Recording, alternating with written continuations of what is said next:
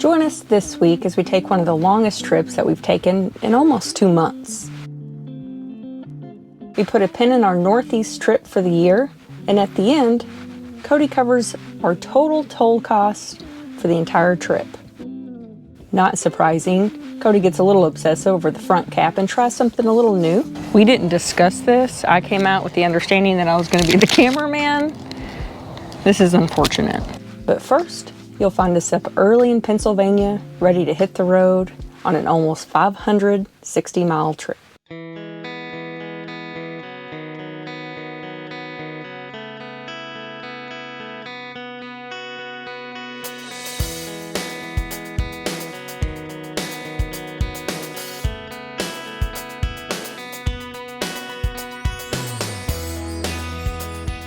Welcome back, you guys. It's early. I think this is one of the earliest we've ever pulled out of a campsite.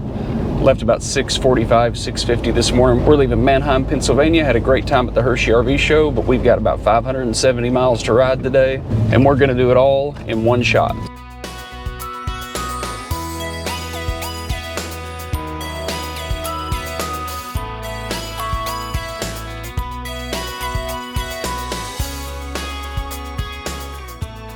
Fuel stop 1 is in the books with about 400 miles to go. I'm going to let Ange take over for a minute, and I'm going to relax. You nervous? You haven't pulled the rig in a minute. No. This was an easy one. Yeah, this was nice, a really nice. I like easy in and easy out. This place is huge.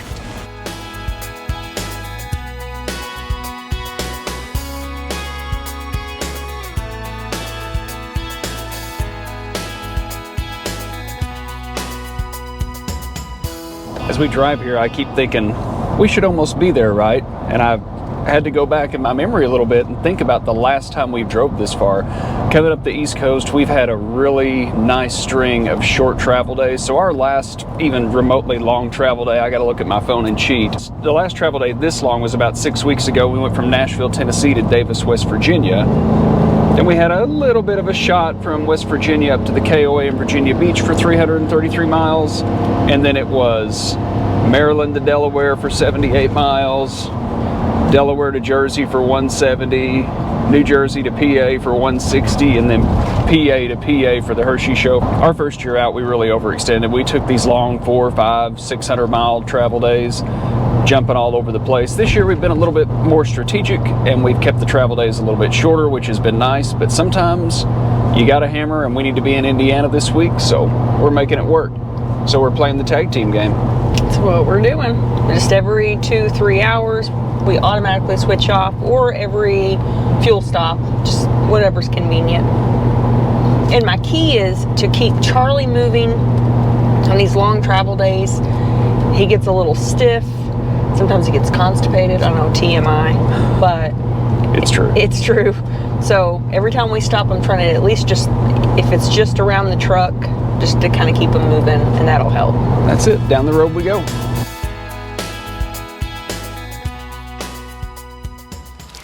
Well, your bread today are hamburger buns before they go moldy. That'll work. It was that or a roll-up. I'm good with that. I got my stage 3 napkin here in my lap so I don't get crumbs all in the seat. I'm trying to figure out how this opens.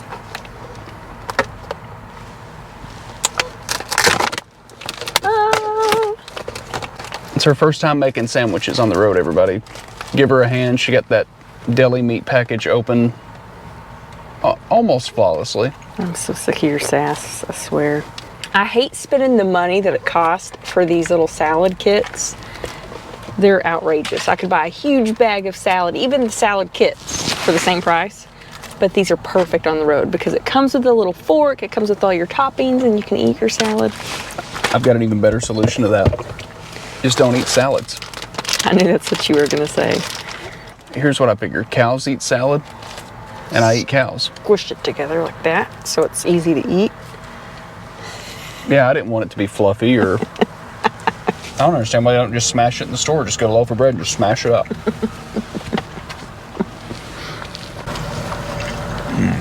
So we've switched off drivers. We've got 252 to roll.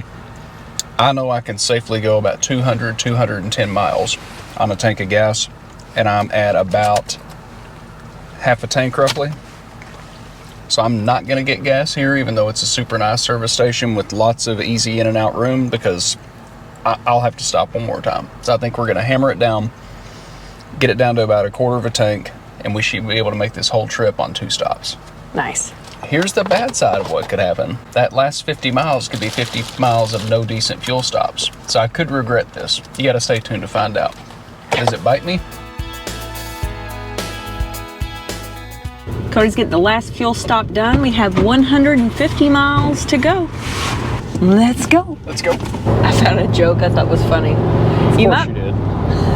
You might be an RVer if roughing it means you only have water and electric. Or 30 amp. We are 75 miles out. This is gonna be our last stop of the day. I wanted to go through just real quick some things that I check whenever we do some stops. Obviously, we're gonna take a quick look at the truck tires. We have TPMS, so we know our pressures are good, but we're just taking a look for anything, you know, nails, bolts sticking out, any kind of tread damage or anything, because these roads are not always the smoothest, and that is definitely a problem.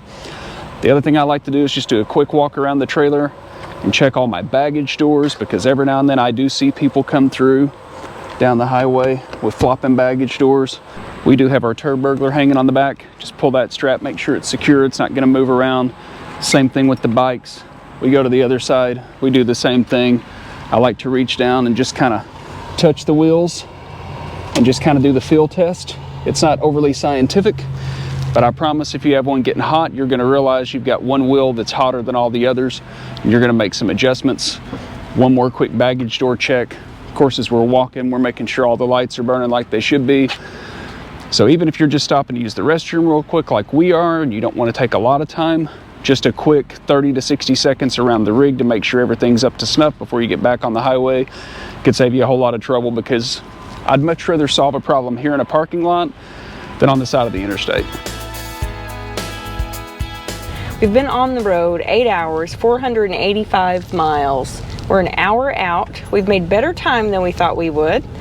We've stopped a few more times than we normally would, just whenever it was comfortable. And that's the radio turning itself on. We let the dogs go ahead and do their business before we get there. That way I can just go ahead and pop them in the camper, get them out of the way, and not have to worry about them while we get set up. And that way nobody, the dogs included, are sitting there about to die, needing to go to the bathroom, waiting on us to get checked in, or waiting on an escort, or whatever the case may be. It just kind of makes the whole thing more comfortable. We watched YouTubers to try to get our journey started, and one YouTuber made a comment about, we stop just a little ways out from our campground, make sure that we're not in pain when we get there, we can concentrate, because nobody needs to be thinking about their bladder when they're trying to get backed in. And as small of a thing that is, that's those little things that it just light bulbed in my head, and I thought, duh. It's a nugget of really good advice. Why don't we do that? I think used to when we would travel with or without an RV, it was always, I'm only an hour out, I'm not stopping now. And now it's more like, we're about an hour out, you want to stop? Yeah. So we have been much better about it. This is a bit of a tricky one. I'm not really sure how we would navigate this if there were RVs. I know Cody can do it.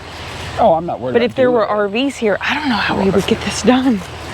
Unless we came in the wrong way, which is possible. Well, there's no really, okay, so what I thought is maybe we would drive back out here, come through here, but that really doesn't help us because we're still gonna have to do a 90 this way. So our site is back in over here. I think what I'm gonna wanna do is probably back towards that tree, straighten out, and then slide it in this way. I think that's gonna be faster and easier than trying to do it here, because I've got this power junction box that I gotta watch out for as I swing.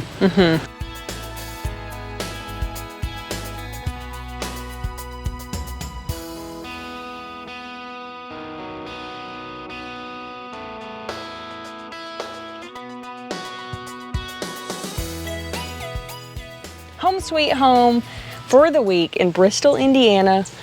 But I am liking our little corner spot. Full disclosure, I was a little bit nervous about today because the last time we did like a 500-mile plus trip was when we had all the issues with the back window and the flat tires and all that stuff. Pretty smooth travel day. Really, traffic wasn't bad. No complaints. It was actually a really easy 560 miles. I'm not even all that tired. Good job. Nice job. Let's unhook, get the air going. Woo. Little much. That little shift is what happens when you don't take enough pressure off.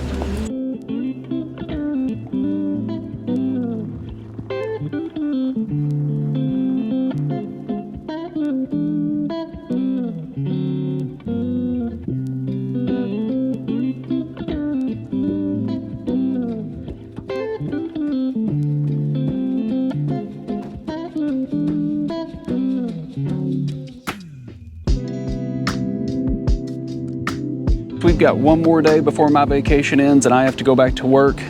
It's kind of cool. We got a big heavy dew last night and I thought this would be a great time to clean up our front cap because it's trashed. It's probably been 6 or 7 weeks since I've cleaned the front cap.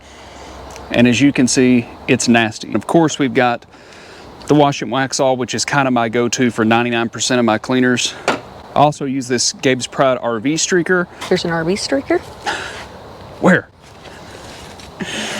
But today, as I was going through my tools, I found this bucket of clay bars that my mom got me for Christmas. Honestly, I kind of forgot about them. I've used clay bars before on cars. It's really good at getting road grime and bugs and stuff off of automotive finishes. So I'm going to give these a shot on my front cap.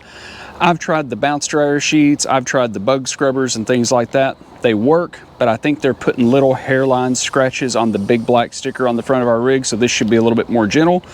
Maybe it'll work, maybe it won't.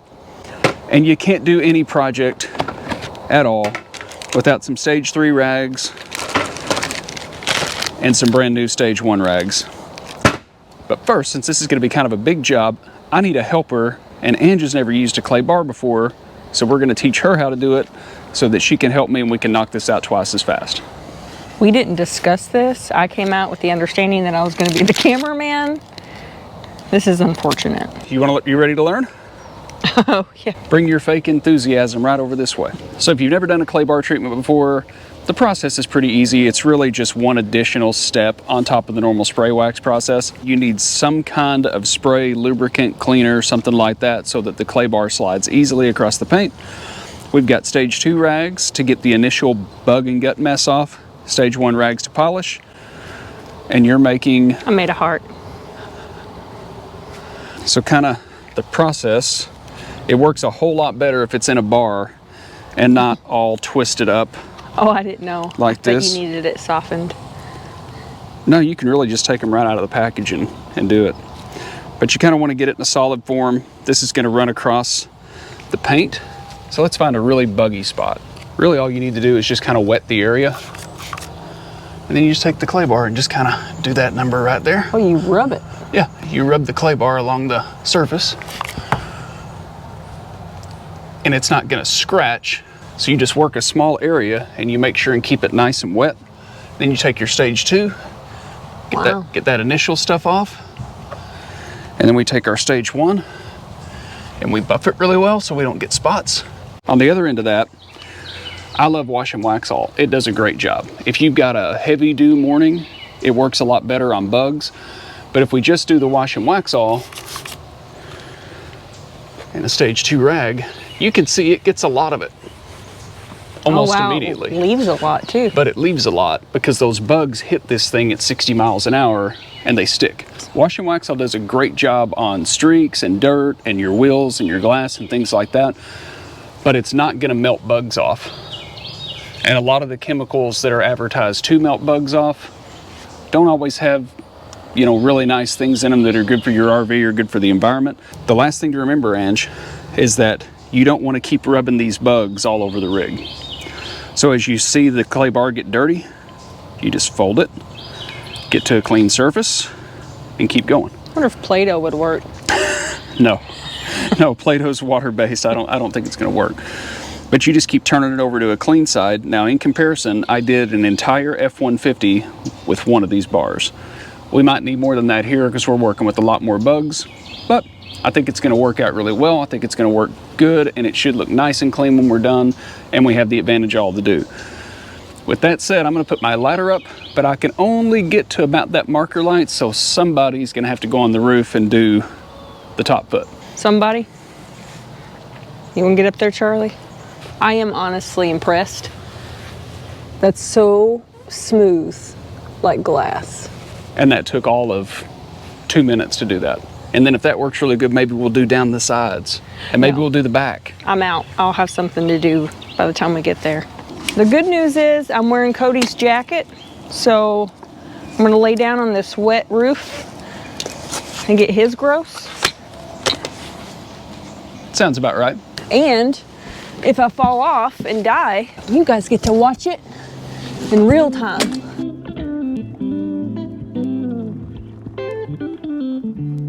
This is what it looked like before. Still got a lot of dew on it.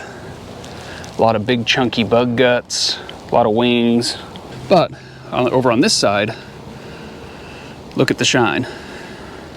Now what you'll notice, at least for us, the stickers like on our reflection have what look like little rock chips. Those are where bugs came off. There's nothing I can really do about that other than replace the decal. But you can see that tells the story. Where it's clean and where it's not.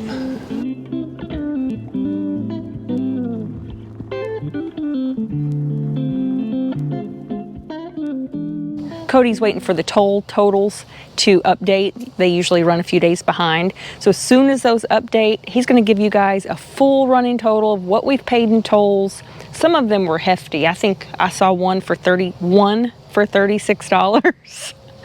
So it hurts a little bit to say it, but we'll kind of run through that with you. So we are at the end of our Northeast trip for this year, at least, before we start doing some other things. I don't have next week planned. I know, big surprise. So don't ask me where we're going, because I don't know. But this past little jaunt has been really great.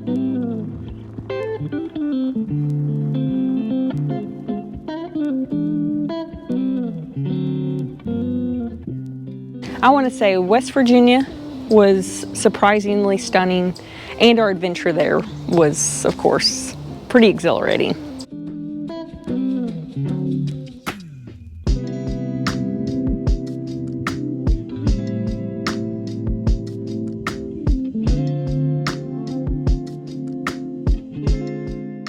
Delaware took us by surprise.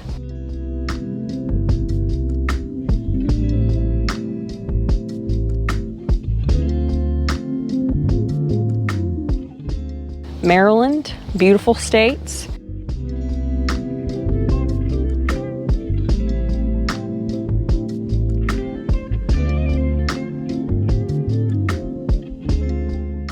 Pennsylvania is always a gem. I feel like every part of Pennsylvania that we hit, it's a big state, we always see some form of beauty, and the fact that it has so many different things is pretty cool too.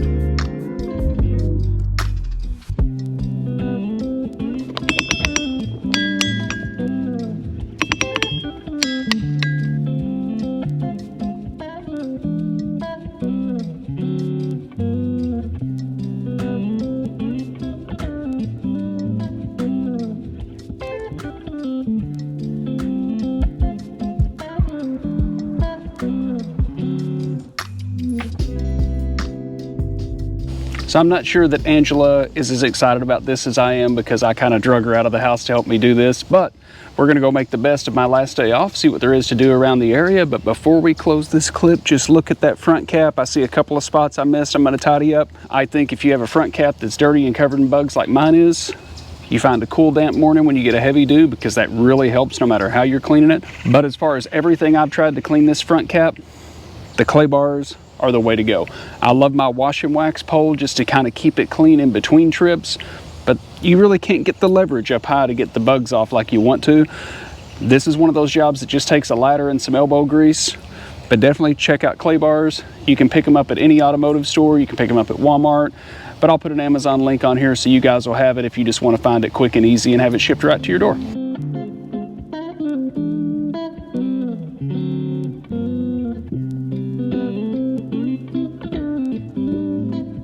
It's the middle of the day and we have no water. This happens from time to time. It's not the first time we've had the water go out in a campground. So there's a few things I like to check, and I kind of started checking those things before I thought to turn the camera on, and I try to show you guys everything in these situations. So the first thing I like to do is process of elimination, because in between the water hose, we have our water softener, we have a water pressure regulator, and then you also have a screen inside the Nautilus system where the water hose hooks up. I unhooked my hose here, and you can see we've got a dribble. That's nowhere near enough to build up enough pressure to wash your hands, take a shower, or even fill up the freshwater tank.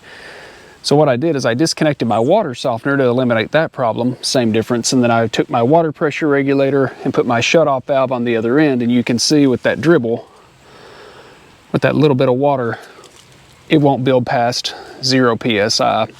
So it's definitely on the campground side.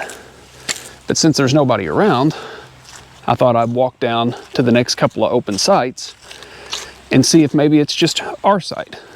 Because in that situation, I could just run another water hose, fill up my tank from here. So let's see what this one does.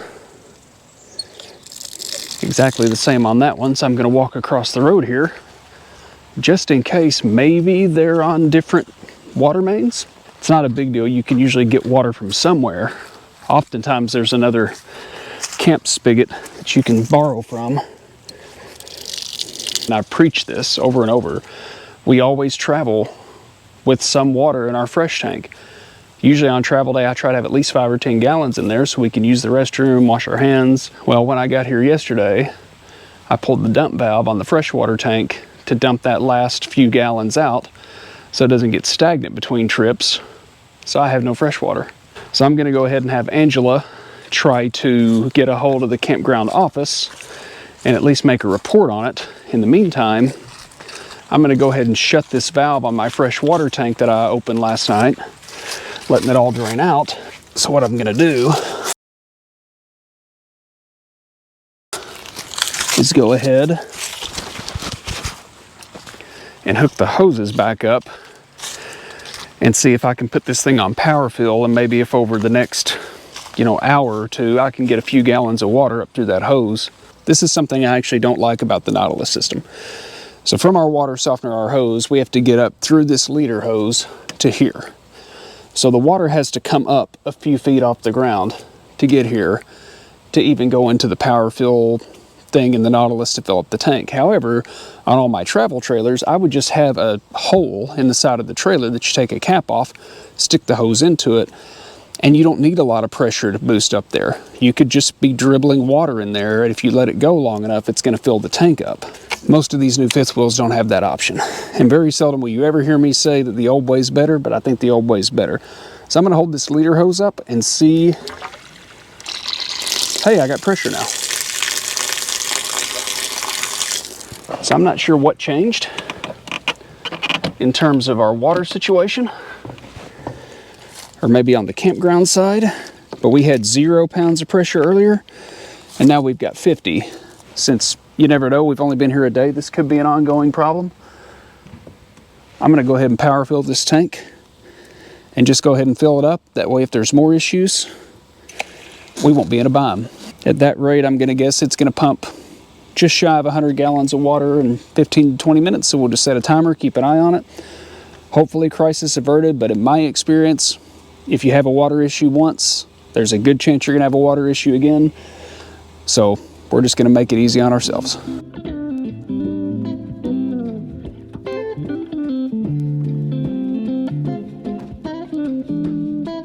All right, as promised, I'm gonna give you guys the full rundown on how much we spent in tolls on this East Coast leg of our trip this year.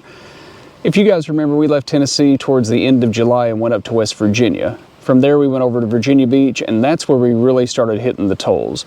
That awesome Chesapeake Bridge that we went across that we showed you guys, $26 to take our truck and trailer across that. From there we went to Maryland, over to Delaware, to New Jersey, to Pennsylvania for the Hershey RV show, and finally back over here to Bristol, Indiana, where we've ended our East Coast run for this year and we're back in the Midwest. So you guys have to be wondering, because I talked all through those videos about how we're running the toll roads because a lot of that was unfamiliar territory. We had a rig on and we just kind of wanted to take the safe bet. So how much did it cost us to play it safe?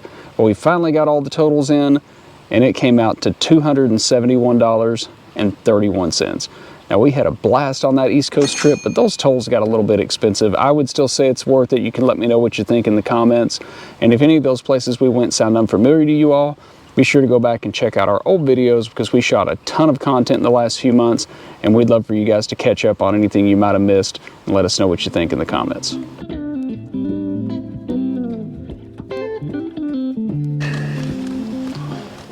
Again with this.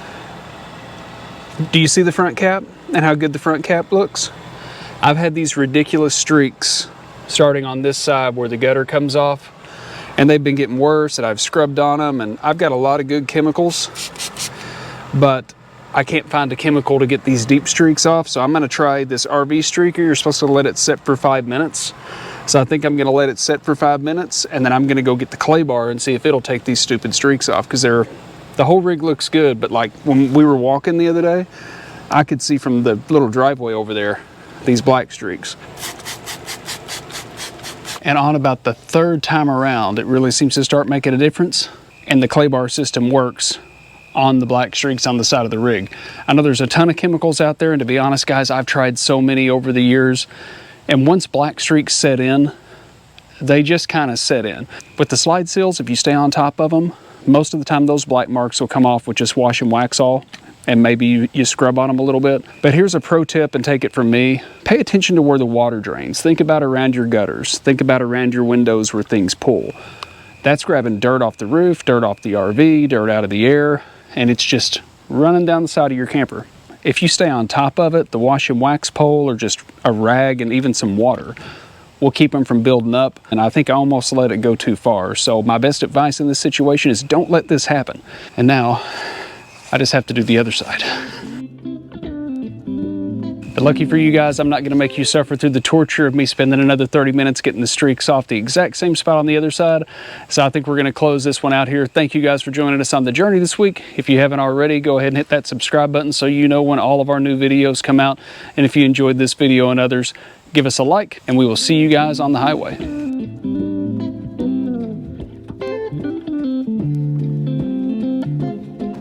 It looks like something I would like to eat.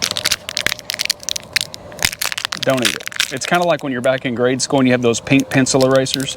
You were probably one of the people that ate those. Yeah. We're not gonna eat this.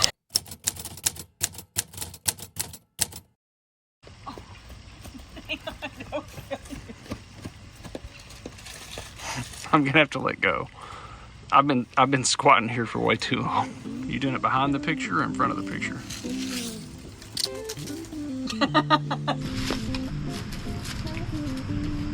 Like Trina got in front of the shot. I'm done. I'm done. Come on, don't give up yet. Come on. It hurts too bad. It hurts too bad.